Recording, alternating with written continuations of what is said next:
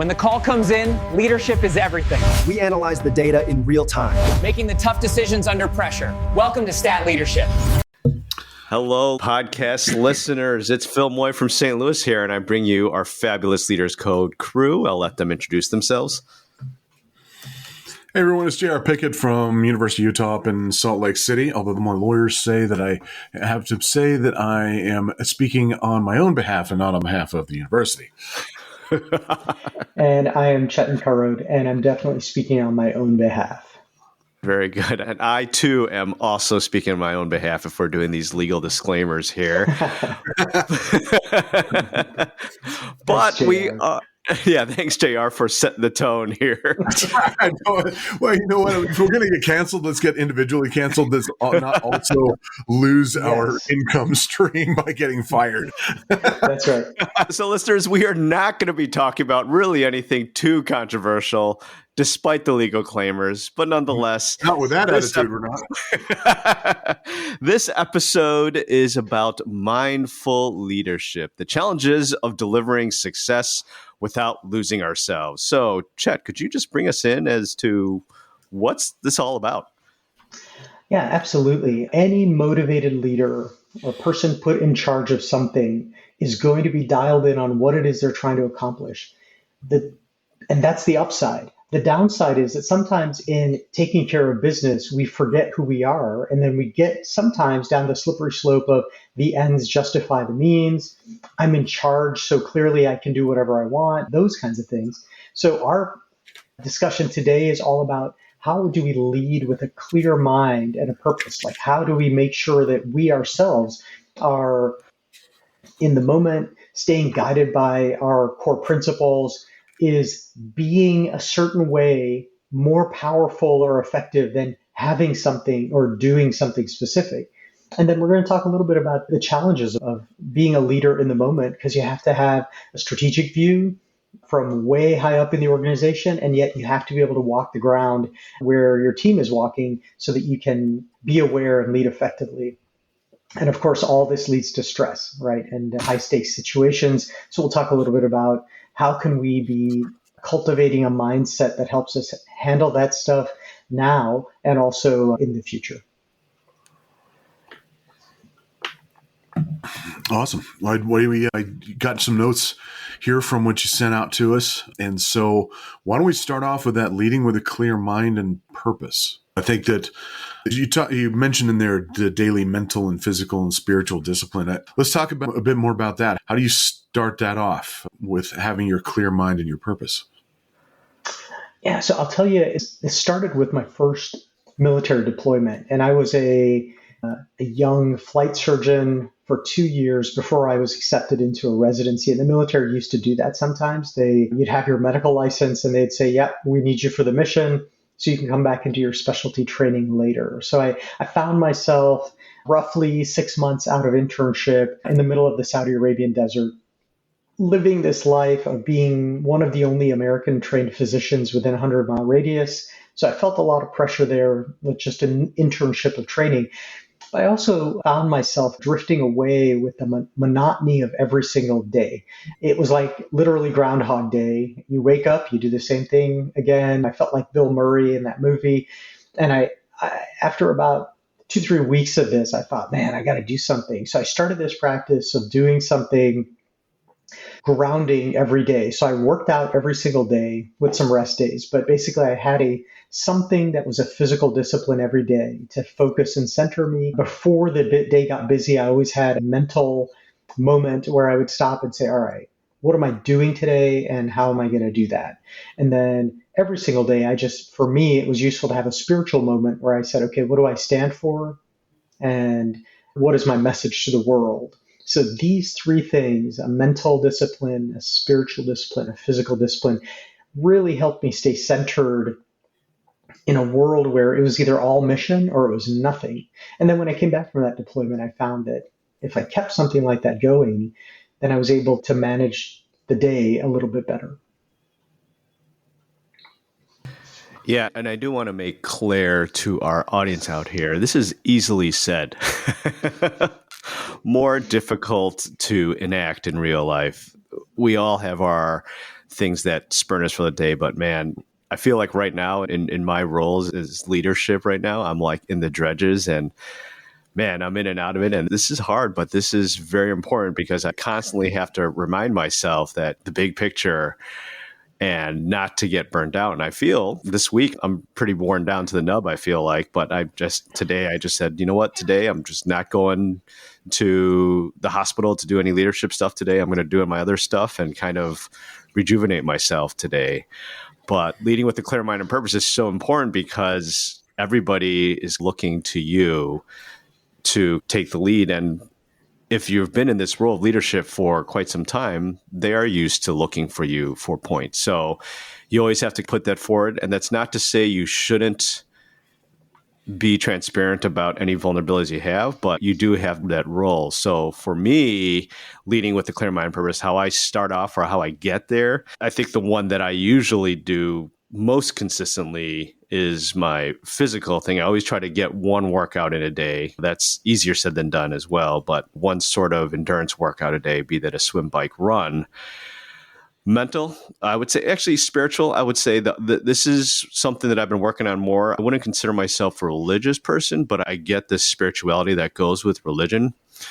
And I always tell people I could find spirituality sitting and walking through a redwood forest and seeing those huge giant trees rather than in a pew. But that's me. And I understand when people find spirituality and awe and growth in a religious situation. But for me, that's not me. So for me, I've found that meditation, 10, 20 minutes in the morning, quiet with my mind really does help me get in touch with that side of my being. And then my mental aspect of it, in a perfect morning for me, I would start off with a workout. After that workout, I would do 10, 20 minutes of meditation for my spiritual discipline. And then for my mental discipline, again, in a perfect world, in a perfect morning, and anybody who's got kids knows that it never works out that way. I tried to journal for a little bit, a one-page journal, just free write a little paragraph, then write 3 things I'm thankful for, and then 3 things that I'd like to achieve throughout the day. And inevitably, those first 2 things are workout and spend time with family, because those are my 2 top priorities. And then the third one is something that has to do with work, get a podcast done or record a podcast with Chet and JR. And then after that, I would spend another maybe 20 minutes trying to read something or study something that would help me improve. So right now I'm reading a book called Leadership. I try to go for a chapter. I'm a very slow reader, so it doesn't really work out that well. I get through maybe a section of a chapter, but I try to do that in a consistent basis. And in a perfect morning, that's great. And that kind of sets my compass for the rest of the day. But inevitably, if I get one of those 3, I'm content there, and I'll try to squeeze in the other ones throughout the day. That was a little verbose, and I apologize. But that's my thoughts with leading with a clear mind and purpose and getting started is getting my physical, spiritual, and mental being started in the morning. And we're shift workers, so that kind of varies throughout the day.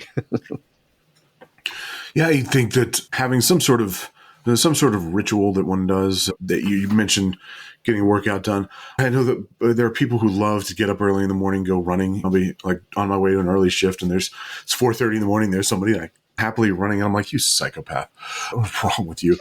But I find, and I hate mornings. I hate them so much. But like when I have to work out in the morning for some reason, say if my wife's out of town and I got to get the girls up and going, and I've got a kind of a block of time, and I'll get on the bike, I do notice how much better I feel through the day. I've checked a box, and Admiral McRaven, when he talks about make your bed, you're doing one thing right. You're starting the day off right. You're accomplishing something, even something small, you're checking a box. And I think that there's a lot of value in starting with that positive attitude of, hey, I got something done today. And especially when it comes to exercise, which, as you say, our schedules are all over the place, and it's something that doesn't necessarily happen every day for me, and unfortunately. And I know I feel a lot better when I do. I know if I go a couple of days where it hasn't happened, then I get really pissy. Like my wife is just like, go to the gym, just go. I'm like, all right, fine, I'll go. I come home a couple of hours later, and she's like, do you feel better? I'm like, yes. And I'm sorry that was whiny. But also a prescribed sequence of things that you do in the morning. You notice how if it gets thrown off, how that throws you off for the day. I get up, I take a shower, I'm showering in a certain order, I am sitting down, I drink a big glass of water right as I get up, I do the shower, I eat a certain thing, I drink my coffee, I get my stuff, I'm ready to go to work, but it's a prescribed order. I'm not OCD at all, but I find that just having that, like I get into a flow. But my wife said to me the other day how she just loves to sit and drink coffee in the morning. And I find that too on the days that I don't have to be into work early or at all, and I'm doing computer work, that I'll make breakfast and just sit there with her and drink some coffee. And if the weather's nice, sit outside and drink a cup of coffee for kind of a meditation ritual almost. Even though it's not what a lot of folks would consider a deliberate meditation, it's still just sitting there with my thoughts and enjoying a cup of coffee, and it's good. Yeah, I think some of the greatest leaders have some sort of, whether it's a ritual or an order in which they do things, and this allows us to put some control on the chaos. And there's precedent for this in our medical approach, right? In the military, when we do trauma assessments in the pre-hospital setting, the medics are taught to use MARCH, looking for massive hemorrhage, check the airway, check respiratory status, circulatory status, and then head injury, hypothermia, hypotension. So we already know that imposing some order on chaos, having some sort of a structure is powerful. We also know as practicing clinicians that sticking too closely to a guideline or too rigidly to something and not adapting to the moment is going to cost us as well. So we have some structure, and then we have to be flexible as well. But it begins with this idea of we try to the extent that we can to keep our mind clear and not bring old baggage, or I used to love telling my medics that worry and regret, they are the two of the most ineffective emotions in which we can indulge, and they're just opposites of the same coin. When you regret things, it's just retroactive worry. You're looking back on something and burning fuel on it. And worry is just anticipatory regret. It hasn't happened yet, and you're already worried about it, right? Either way, net negative emotion, better to have a clear mind than to wallow in and soak in something like that. I love that thought of those emotions. We can't avoid them. Like you'll regret and worry both creep into our mind, and it happens. And to say that I'm just not going to worry, I don't. But having done a lot of reading lately on resentment and bitterness and how to get beyond that, I think one of the most powerful things that I read on this was to not allow yourself to dwell in it for too long. And it's not going to go away until you heal and enough time has gone by. But it's okay to just put it down. All right. It's a burden. You're carrying it. And I tell myself that if I feel like, okay, I've been like ruminating on this thing for too long. Hey, it's okay to put it down. I'm just going to put it down. And it's still there. I'm not a monk, right? It's not going away completely, but at least I can relieve myself. I consciously relieve myself of that burden of that. And it's the same thing with worry, and it's the same thing with regret. That yes, you do have to live with those emotions. You have to deal with those sometimes, but it's all right to just say, okay, I've had my little dopamine surge or whatever it is that you get by being angry, and okay, I've had that. Now I'm going to put it down for a while. And I think Tyler Perry, in talking about losing his mother, said something extremely powerful, said, you cannot schedule grief. He said, I tried to work through it. I drank through it. I did all this stuff. All it did was wait for me. And I think the same thing with the worry and the regret that comes at you. You can't really make it go away, but you can choose to embrace it for a manageable period, to take a manageable bite of it and then put it away. Yeah. And I'll piggyback off this audience that when you get into any leadership position, or if you are the leader without an official title, you will feel anxious, worried, and regret. That's inevitability. That's just going to happen. And I agree. Chet, JR, and I, we all feel it, and probably we still feel it today, even with what we're doing.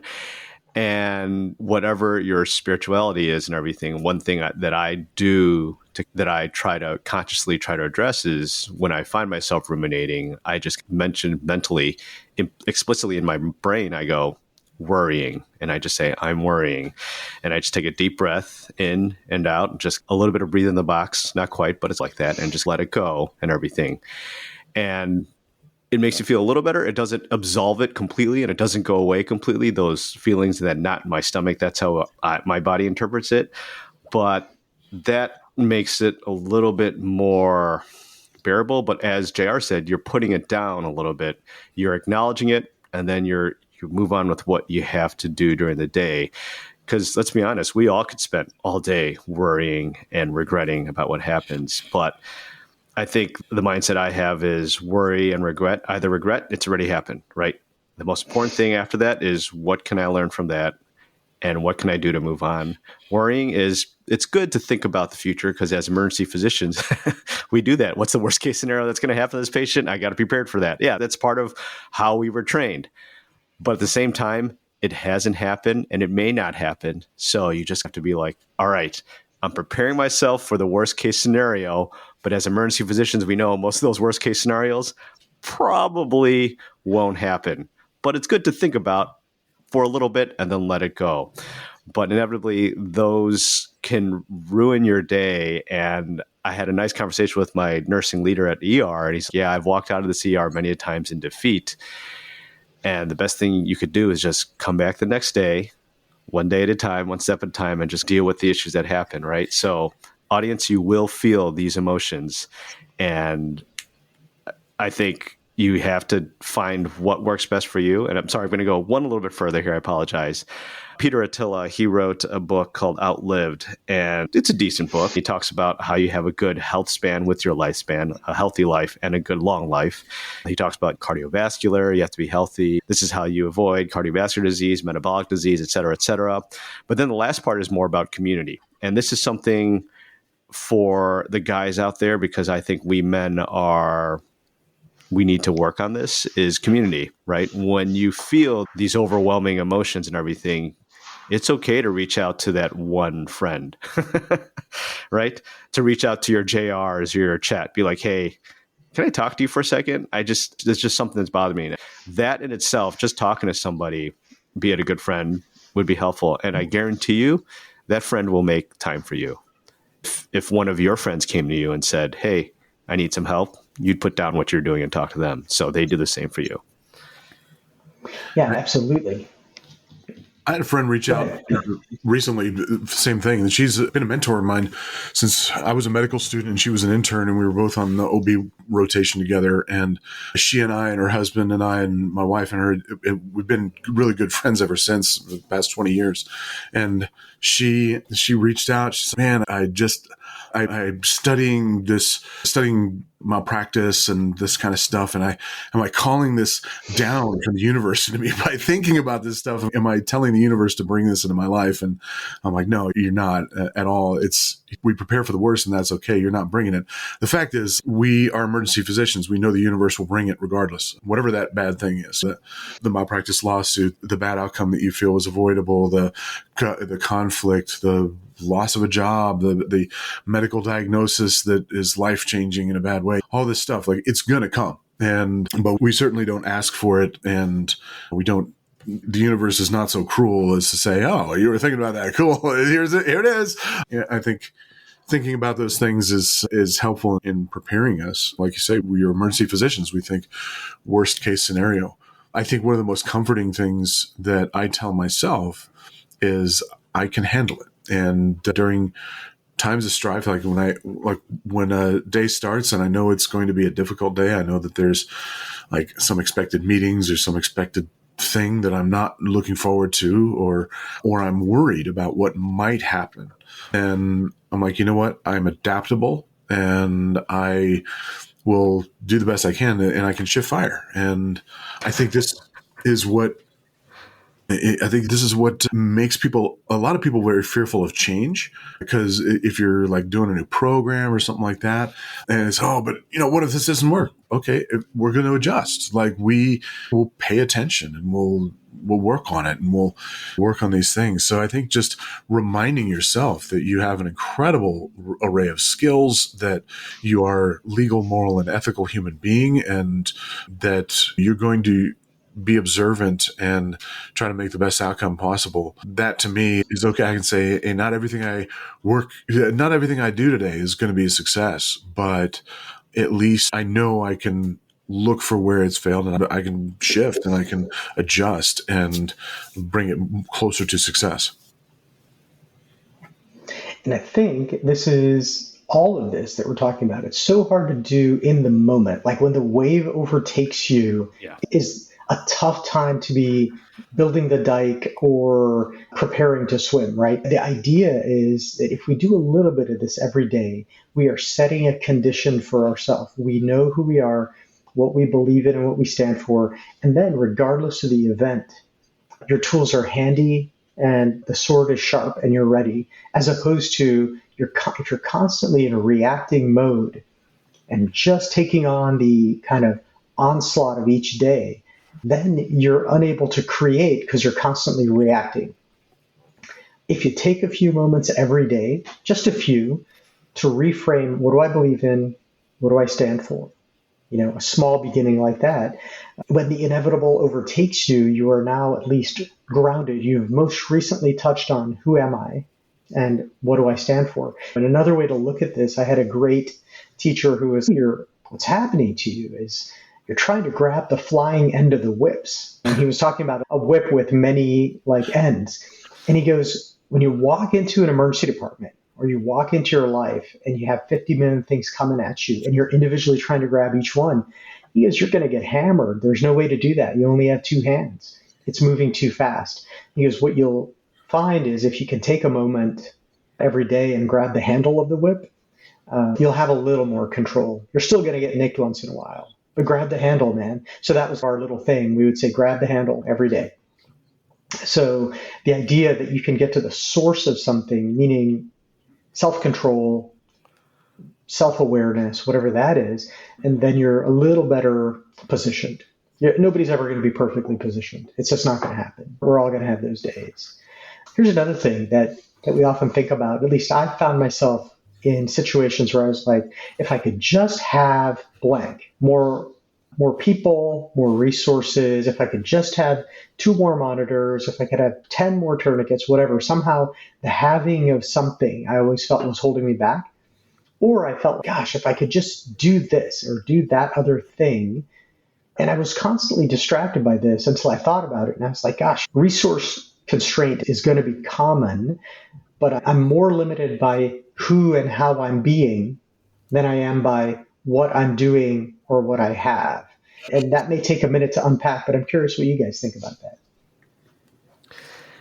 Yeah, so I think that's a component of the worrying aspect, if you will, that we talked about earlier, is I wish I had 10 more doctors to fill shifts, or I wish we had infinite amount of money to make our ER to handle the loads of patients that are coming in, or more beds in the ER. I think that would be great. And yeah, I think you have to reframe yourself, because if you do that, especially if you're in a clinical shift, because I'm bringing this up because I'm assuming most of our audience will be ER clinicians, EMS physicians.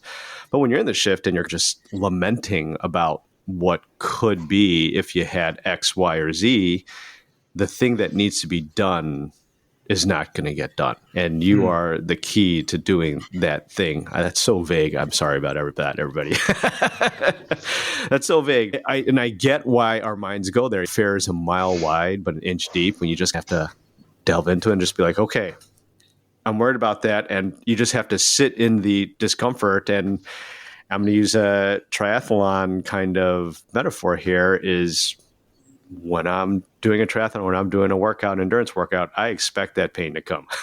Everybody talks about a runner's high and endurance high. The only high you get is when you finish. You're like, okay, I'm done. Never felt that runner's high ever. But when you're in it, you expect to deal with that pain. And that thought goes, I wish I was stronger. I wish my heart was bigger. I wish I was like Michael Jordan, could run forever and everything. But you learn to say, no, I'm just going to sit in this pain and just float down into it and just ride it out and just see where it takes me. And I think that kind of mentality, just reframe your mindset from being what could I have or what could be, is in the long run not really helping you. You just kind of have to be in the moment and deal with, unfortunately, the multiple whip things that are going to be thrown your way. That's my thoughts. And with that, we talk about being rather than doing. Where you get hung up is that self-doubt. Am I good enough for this? What am I doing in this role? How did I get here? Am I good enough?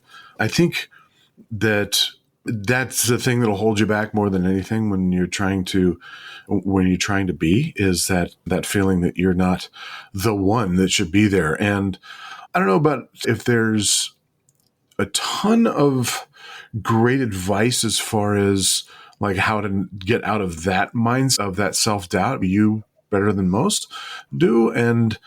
But at the same time, I find that meeting other leaders and getting to know them, or really diving in depth into not only their successes, but their failures. Like what I read about Churchill and his political career, which was fairly inauspicious before World War II, and talking with other leaders about where things didn't go right.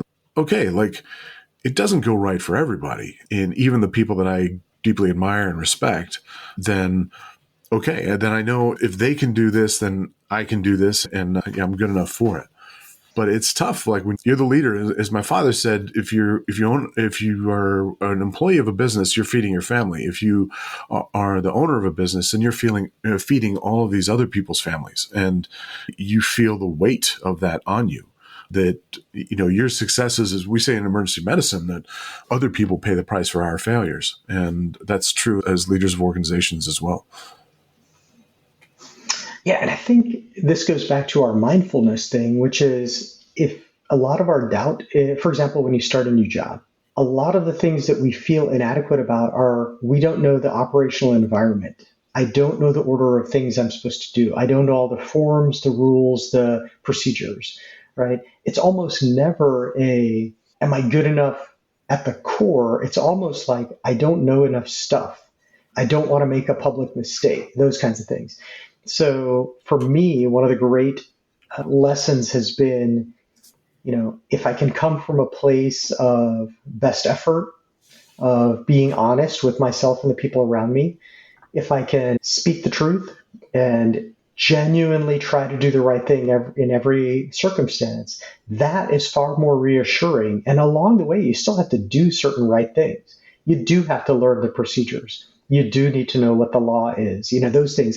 But part of being a conscientious, hardworking person is you'll get that. You'll get to that. And you have to trust that you will acquire those specific job skills. But the mindful part of leadership, in my experience, is you need to be rock solid in kind of your underpinnings. What do you stand for?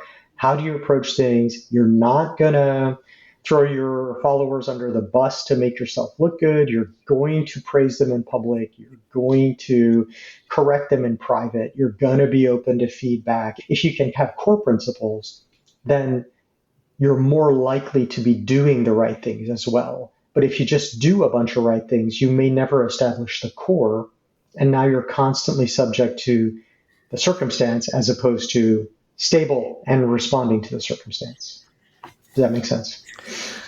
No, I totally agree. And this is delving into what we'll say about the characters that we're thinking about this episode that embody leadership. But I read this really interesting essay how J.R.R. Tolkien, the author of the Lord of the Rings series, wasn't a big fan of Dune or there's another fantasy series. But the reason why he wasn't a big fan with it was more of the core philosophy of it. I know we're now getting philosophy, but the core philosophy of Dune is the ends justify the means and make something morally right. So, for example, Paul Atreides, if you've ever seen Dune, Paul Atreides is the main character, and he's trying to basically win a battle against this huge federal government, if you will.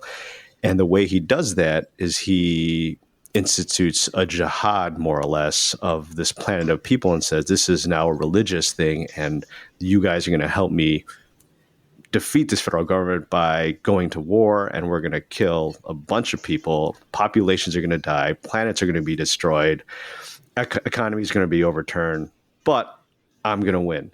And because I win, my decision to start this whole jihad was correct.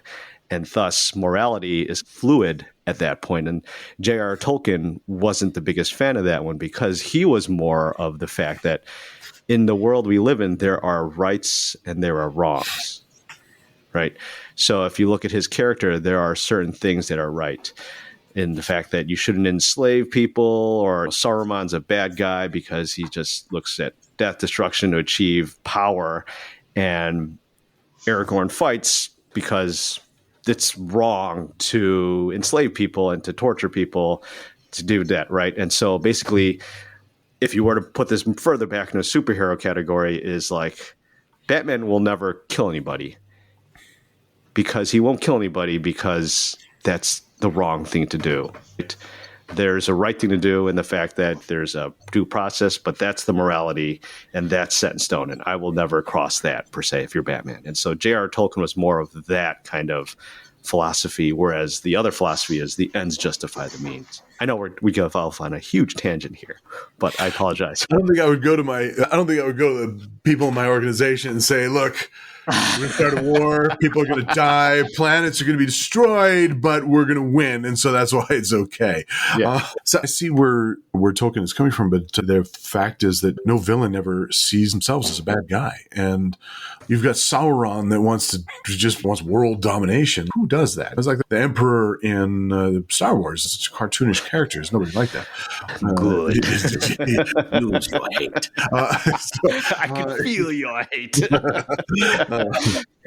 They're not the characters that we interact with every day. And that's something that we, too, as leaders have to recognize. Everybody has a perspective and everybody has some reason that they're doing what they're doing. I think that, like Kylo Ren, if you want to use a fictional character from Star Wars, that he's a better depiction of flawed character, but believes in what he's doing. His intentions are ultimately good. It's not just to subjugate people. It's like he wants peace. It's easy to take the moral high ground when you see somebody as a total villain, but the fact is that nobody you interact with is. And if we see them that way as individuals, folks that we work with and have to encounter, and don't get me wrong, I've encountered plenty of villains in my career, folks that I've worked with, and I had the misfortune of sitting next to one on the airplane recently. I hadn't seen him for a decade. And somehow I got seated next to him. I'm like, oh my God, are you kidding me? And maintaining my composure where I was still in an exit row. I'm like, it wouldn't be hard for me to open that window and just throw him out. You did it because it was inherently wrong. It was inherently wrong. Not that it was necessarily inherently wrong. I wouldn't pick the guy's mouth if his teeth were on fire. But still, like the fact that I could compose myself and I think is a sign of growth. And so, where was I going with this? But anyways, I think when you see leadership, I'm going to bring in a movie called Heat with Al Pacino, Robert De Niro. Just an incredible movie, incredible cast. Val Kilmer, yeah. They are antagonists to each other, but that they all have their perspective. They all have what they bring to like why they're doing what it is that they're doing. And that's much more realistic for the people that you're going to run into that are your antagonists as well. Yeah, and knowing that we're going to interact with this variety and understanding that we also are not perfect, we have an opportunity. Sometimes the best you can do is withhold your impulse to strike back or to toss somebody out the exit door or whatever.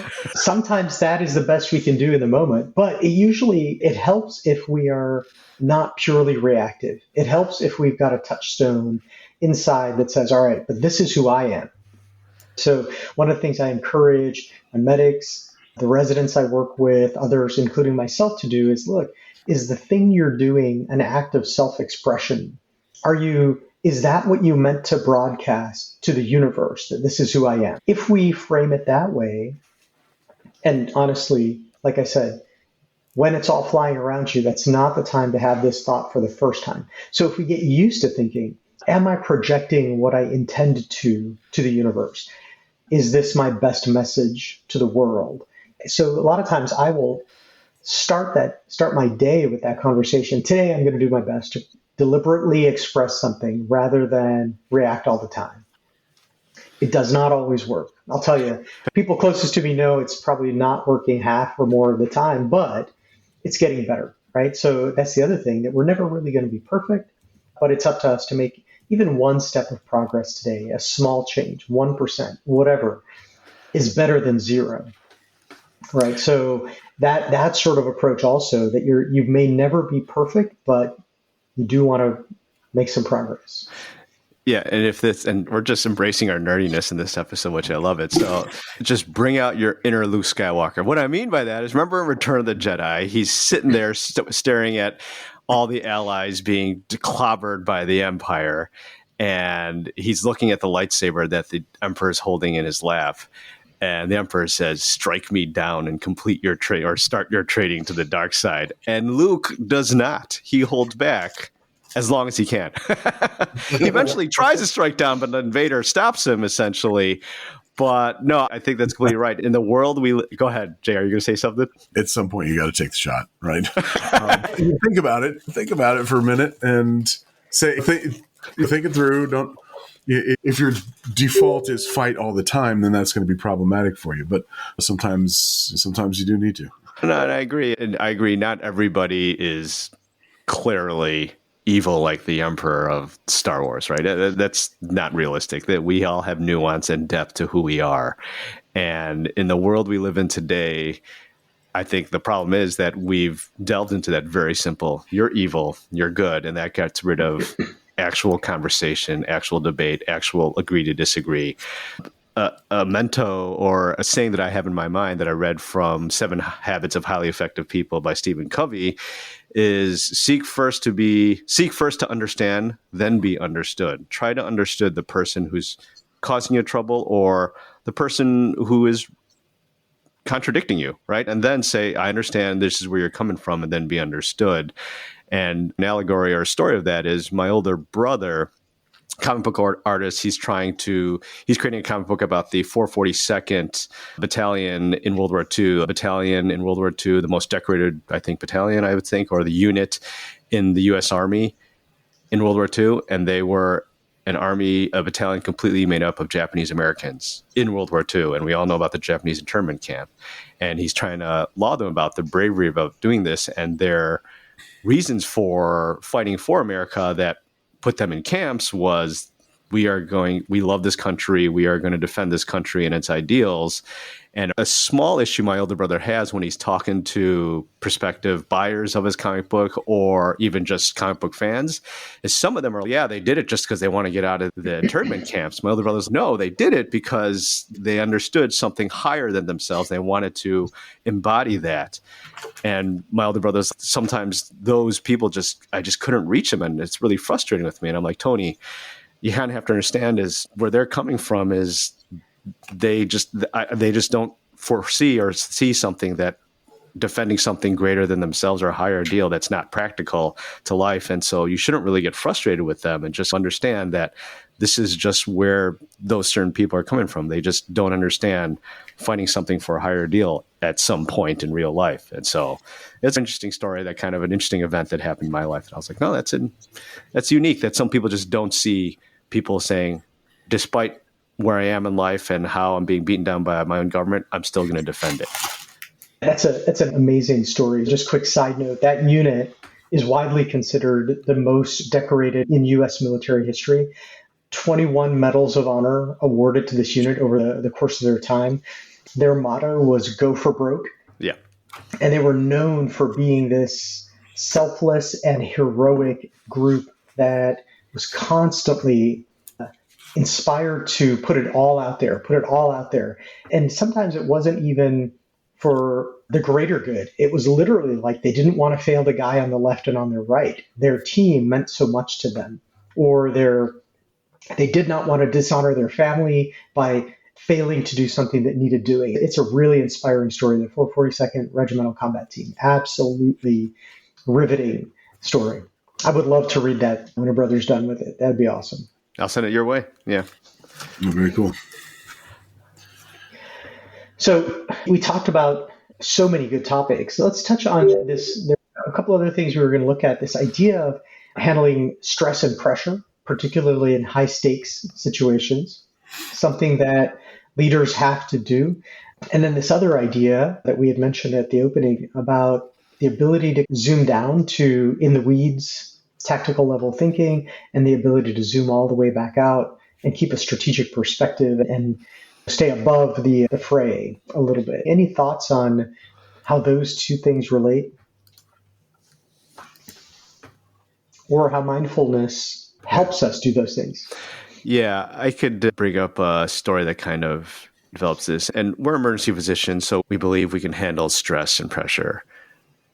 But stress and pressure, sometimes leadership is a little bit different. But as JR said at the beginning of this things, you guys, if you're an ER physician or EMS physicians, you guys have the skills and the ability to handle that. What I'm saying is, my story is, I was coming on to a 7 a.m. shift. And at 6:52, I arrived like 8 minutes early. I hear critical patient going to room 8. And I'm like, all right, that's fine. I'll start the day off a little hot.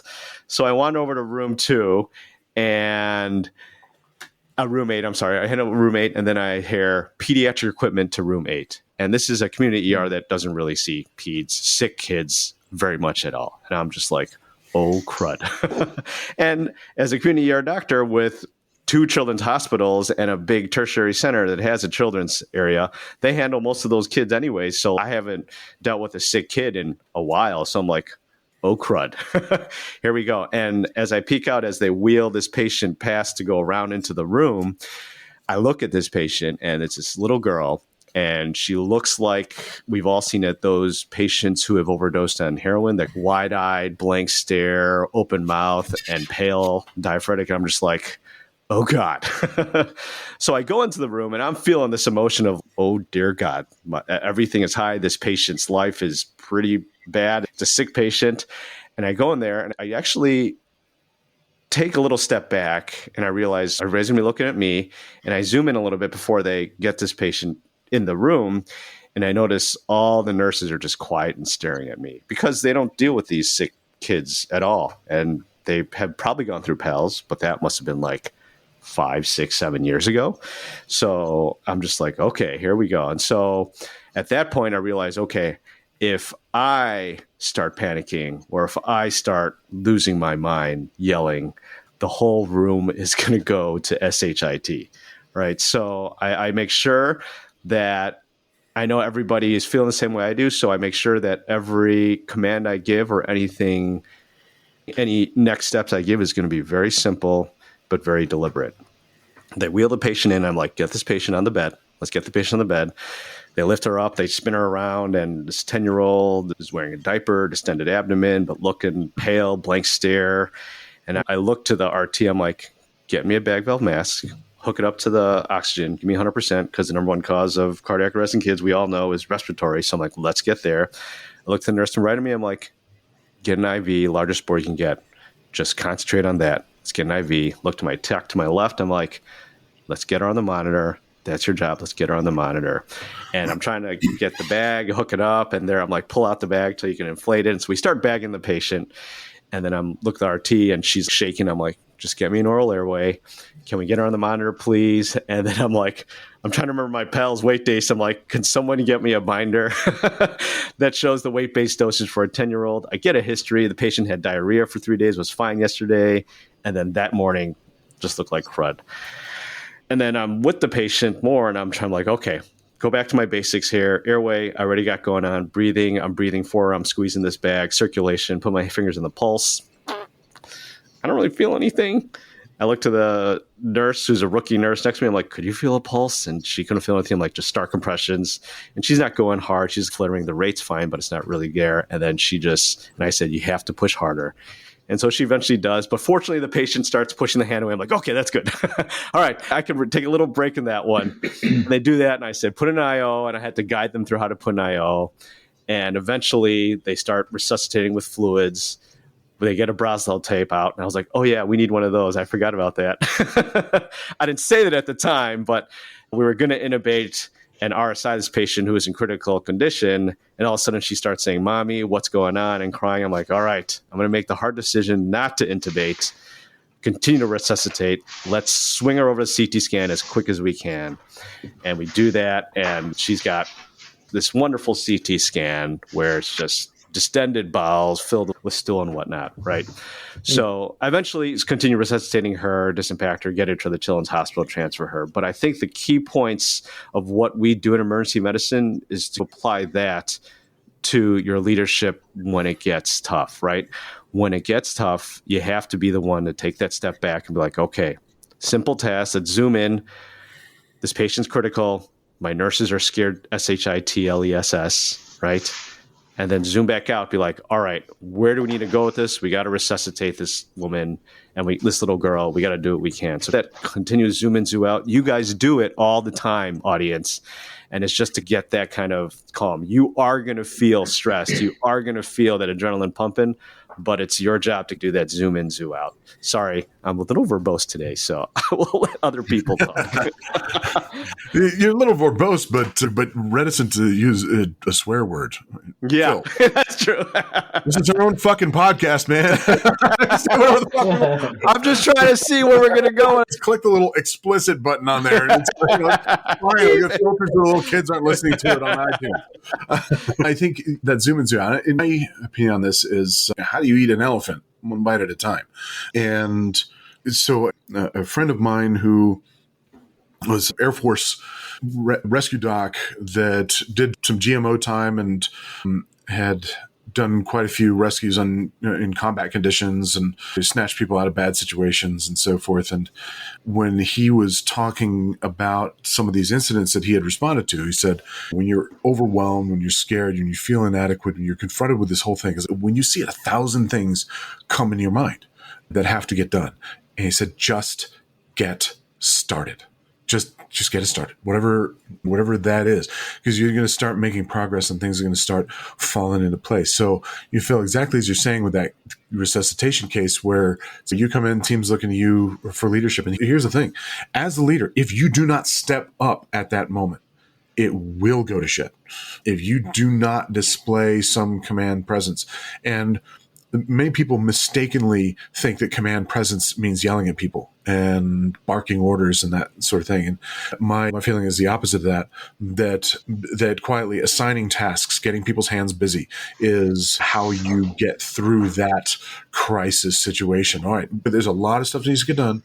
There's a lot of stuff that you cannot control, and there's a lot of stuff that you don't know. Let's start working on those things, that 25-meter target, then the 50-meter target, then the 100-meter target, working our way outwards to that 300-meter target, which is the final goal of whatever it is that we want to accomplish. And as you are telling this nurse to get the IV, this nurse to grab the Braswell, this nurse to do this, tech to do this, all of those things, now everybody's got a direction. We're all moving it, and it's a very familiar place for us to be in.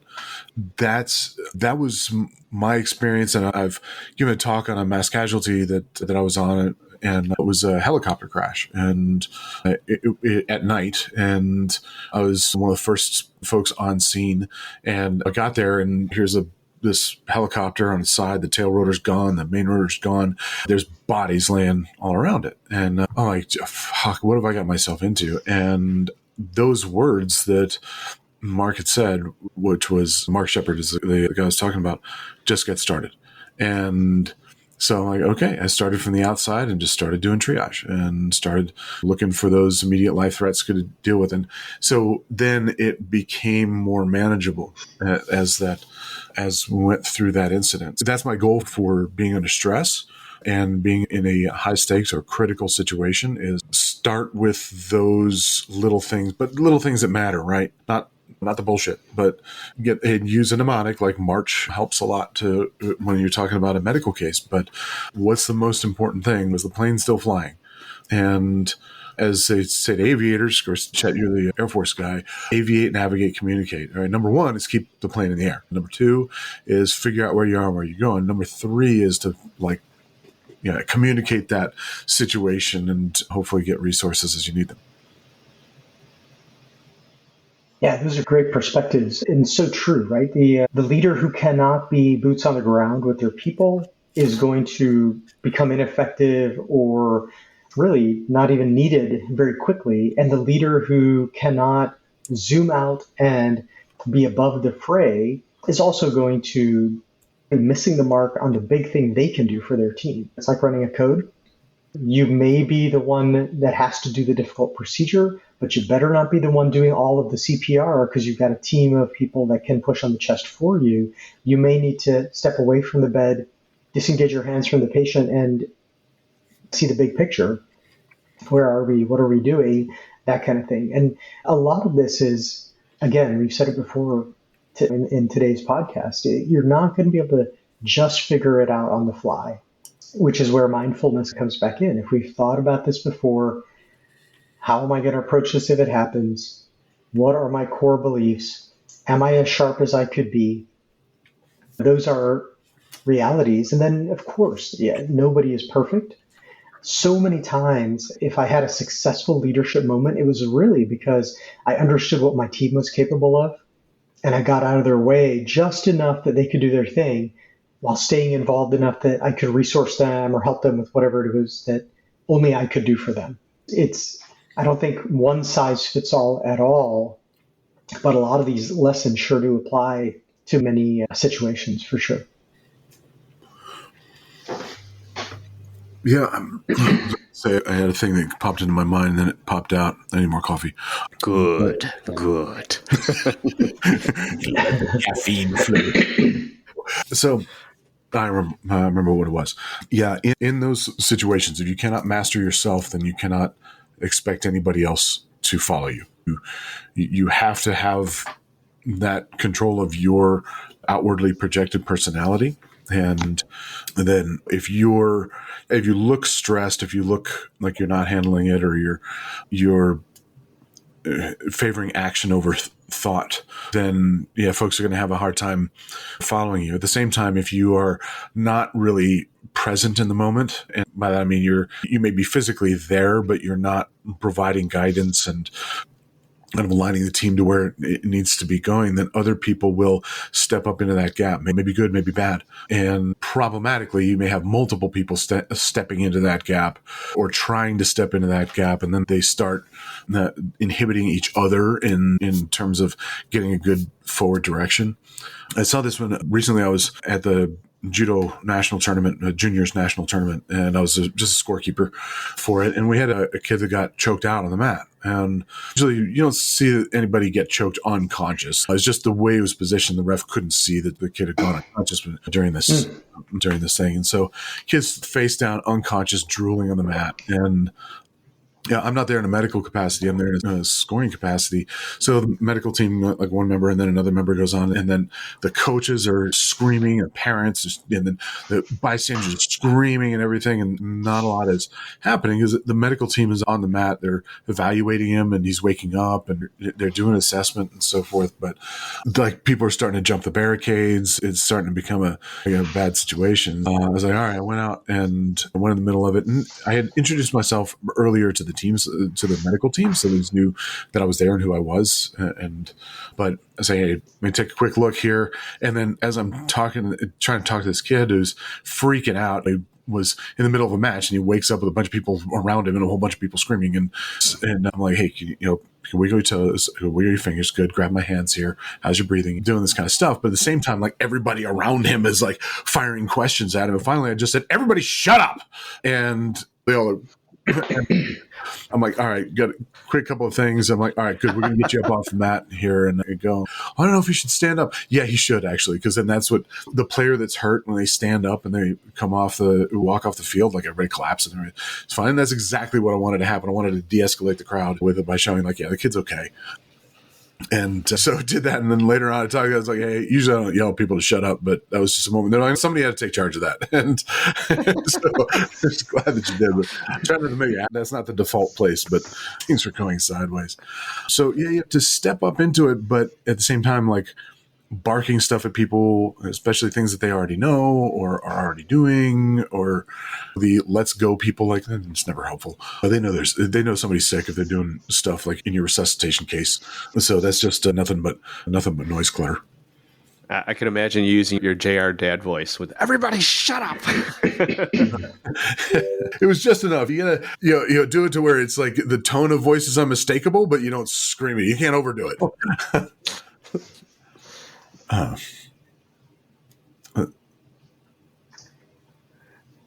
These are great cases, and I love all of the ones have captured an ability to be in that moment and yet zoom out and have a situational awareness as well. I think you two are probably exceptional examples of operational leadership anyway. Over time, you've either develop these skills and now do them intuitively in situations. But at some point, you were a novice at this and had to spend some time thinking about it to the point where it became part of your leadership practice, right? But if you notice, all of those examples, clinical and otherwise, captured this kind of high-level view, on-the-ground view, and your ability to go up and down that, as only a leader can do. If other people do this, it's a little out of place. But a leader has total ability to do this. And then I used to have a boss who, when we talk about real-life leaders, I'm going to talk about one today and one next time. But one of them used to always say, credibility gives you trust. And the more trust people have in you, the more freedom of maneuver you're going to have.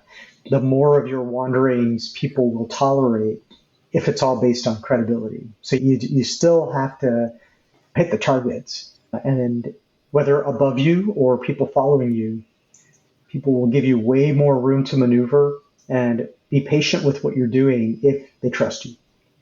And they'll trust you if you're believable. So what do you think, guys? You want to talk about our characters, our leadership examples? Rock and roll, man. All right. Cool. All right. Phil, I know you were thinking hard about this. I'll still think. Go ahead. I'll let you go first. All right. So my fictional example is from the movie Stand By Me. It's River Phoenix's character, Chris Chambers. He's the clear leader of this group of kids. And if you haven't seen the movie, you should. It's a wonderful movie. And he's the alpha, so the popular kid that he's good at stuff, but at the same time he elevates every member of the group and respects each member of the group. And Gordy, who's the narrator, the Will Wheaton character of this, he's the shy one. And so the fact that Chris really complements his storytelling and keeps him within that group. But there's a moment where there's a conflict between the River Phoenix character and the Corey Feldman character. And they get into a fight. And these are guys who are really close friends. And Chris, he takes the time to apologize and shakes his hand and says, "Skin it." And when he does that, as a leader, if you feel that you screwed something up or you feel you need to take responsibility for something, you apologize. That's what makes things safe in relationships. Your ability to apologize for doing wrong and also to accept the apology of somebody who did wrong. That's what makes it safe to be yourself around them. And so I think that's really important as a leader. Anybody who serves under a leader, particularly one who's punitive, or then if they screw up, they feel, man, I'm going to lose my job. And I made a well-meaning mistake. I made a mistake while my intentions were good, but hey, I did this, but I was wrong. I'm sorry. Then as a leader, you accept that. Then you're telling me, yeah, it's okay. It's all right to do that. So that's my fictional example. That was strong. Go ahead with unless Phil's ready, go ahead with your nonfiction. Oh, so my nonfiction, I'm going to mention a professor of mine from college, a fellow by the name of Dick Block. He's a design professor. Yes, that really is his name. No, there's absolutely nothing you can say about his name that he's not already heard. And he's a really good teacher. And I had done a design, and it was something I'd worked very hard on and was really proud of. It was one of what I thought was my better pieces of work. And when I presented it, because you do all your designs and everybody presents their design in class, and I presented it, he said, I don't agree with the choices that you made, but like with this, I don't think I would have done it the same way. But I see how you got there. I recognize the logic in it and how it relates to the story and so forth. And that was the best grade I got in my whole time, I think, there. So it was his, and being a teacher is being a leader. You're leading people to be better versions of themselves. But the fact that he was able to recognize he could disagree with me and still recognize that it was a right approach. And I think as leaders, the folks that if you are giving them adequate freedom of maneuver because they're credible, then they may approach things in ways that you wouldn't have or you wouldn't have thought to. And it's okay. There's multiple ways to approach a problem. And if you as a leader can recognize, I don't want clones. I want people that can approach problems in their own way. Can you recognize that? That's great. That creates a lot of safety for people to act. That's very cool. I feel fortunate that in real life, I have had the opportunity to be led by so many inspiring or motivating people. There's a near endless list. And after we started this podcast, I've gone out of my way to start a running list of real life people who led me well. And then at the same time, I'm not going to lie, I had to make a list of people who taught me a lot by their exceptionally poor leadership ability, how they were constantly steering the ship into the ground, and it forced the followers to step up and do something to right the ship because these people were so caught up in being self-serving or their ego or whatever. But thankfully, that list is not as long as the list of leaders who were, at the end of the day, very human, in no way perfect, and yet to really resonate with all of us as their followers and somehow find a way to know where the edges of their ability were, and then to leverage us or hold the door open for all of us who are also on their team to fill the gaps. So one of these is a retired Brigadier General, Special Tactics Officer, Robert Armfield, and he is an incredibly private person. He is not one prone to seeking the spotlight, and yet when he has the spotlight, he commands it and never misses the opportunity to deliver either a meaningful message or one that inspires. General Armfield was the commander of the 24th Special Operations Wing when it was initially stood up. So this group did not exist. And then they took all the Air Force Special Tactics personnel in the entire Air Force and aligned them under one person. And he was this person. What I found is there's a lot to say about it. There's probably an essay in there, but the reality of it is that a couple of things he did really stood out. So the first thing that I found outstanding was he was completely relatable. And when he spoke with you, he made it a point to focus entirely on the person he was talking to and be there in the moment. So he had deployed people all over the world. He had missions he was running all over the world. But when he was talking to you, everything else was turned off. His phone was set down and he was making eye contact. And another thing I noticed is his desk was always empty. If I was over there in his office talking to him as his senior medical officer, he did not fill up his desk with all his busy work. We would step away from his desk and sit at a table that was totally empty, and he would have a blank sheet of paper. And he would be in the moment with me. So I noticed that right away. I'm like, wow, that was 30 minutes of his time that he gave completely to me. Another thing that he did incredibly well was he stated his expectations. You never left the interaction wondering what was he talking about and what did he want from you and when did he want it by. So he had this great thing called, he'd always say to newcomers, his team, my flash to bang time is 72 hours. So we all were like, what? So, of course, flash to bang is a military weaponry term. So if you toss a incendiary device, a grenade or something like that, it initially has a flash of light and then it has an explosive component as well. So flash to bang, many of these are set to have a delay, especially if they're non-lethal munitions. So you might toss one in a house that you're clearing or a building that has bad guys in it. So they toss this thing in, overwhelming illumination, and then concussive blast, but it really just incapacitates people. It does not kill. What he meant by flash to bang was, when I ask you to do something, I have now told you what I expect, and you have 72 hours to give me some feedback. Either it's done, you're doing it, or it's not going to be doable because blank. But it was the first time I'd met somebody who said, here's my expectation. And it made it really easy to work for him because you knew exactly by when the clock was going to run down. And then his last piece was he was confident enough and secure enough that he could brook disagreement. So he gave me a huge tasking as my first job when I came on board with him. And I had thought about this before, what he was talking about. His previous medical people had advised him of this, and I disagreed with him with the opening salvo. Hi, you're coming on board. This is my flash to bang time. Here's your first project. Questions. And I'm like, how married are we to doing it this way? And what I appreciated, and when I asked him that, he did not say, it's an order, carry it out. He was genuinely willing to listen to why I thought that wasn't going to be the best way to do it. When I asked him what it was he was trying to achieve, instead of just doing it this way, he had put some thought into it. So those reasons, he was willing to focus on us in our interactions.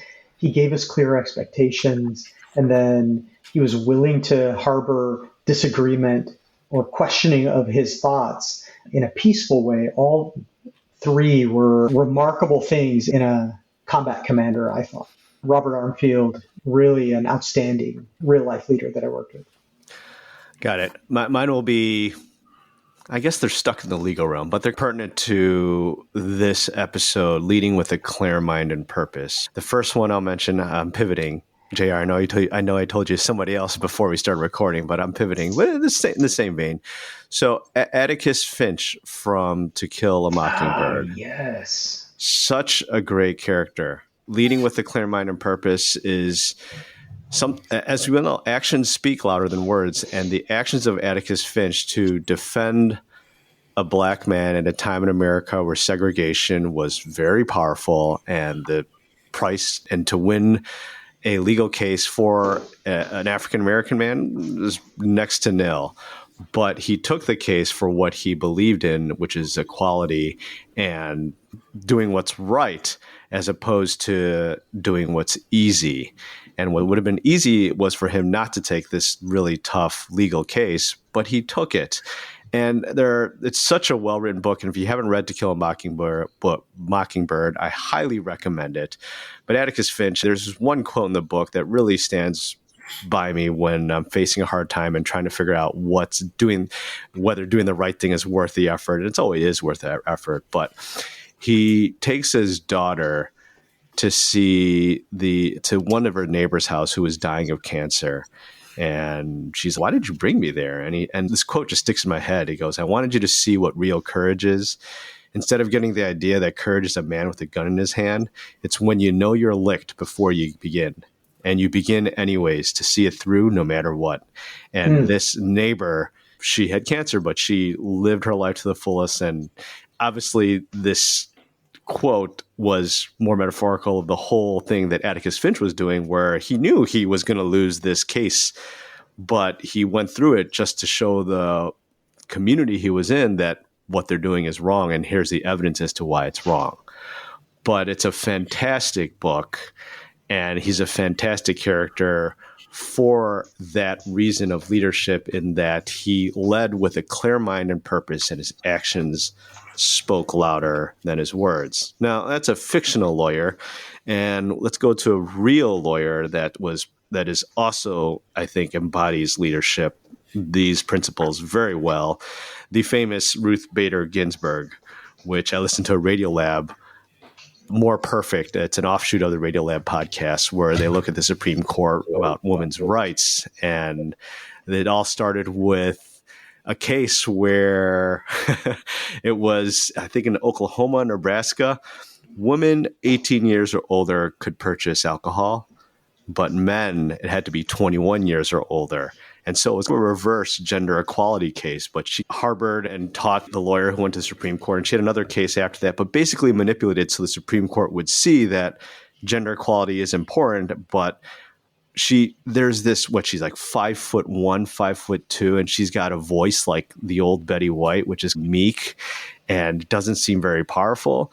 But you see these pictures and you read her arguments and you listen to her arguments that are so powerful. And if you listen to the audio, she speaks in this very meek voice, but it's so powerful. And there's this quote that she says that kind of just resonates in my mind. She goes, "Fight for the things that you care about, but do it in a way that will lead others to join you."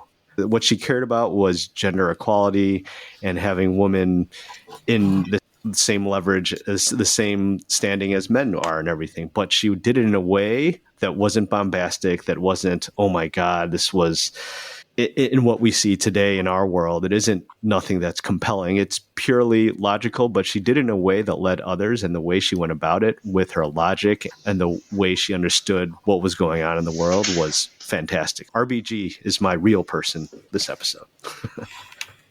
Very cool. I love this segment because of the perspectives and people you guys bring to light. I always have a note, and it always gives me homework. So thanks for doing that. And that, Phil, that example you just gave, one of the reasons that I love it is that she was good friends with Samuel Alito. So she was close friends with other judges on the court who are ideologically on the other end of the spectrum from where she is, but can still argue for things, but maintain friendship. So hey, look, we don't have to be. We can feel very strongly about something one way or another, but we can still recognize and respect each other as human beings, and in this case, justices. Yep. All right. Are we good? Yeah, I think we're good.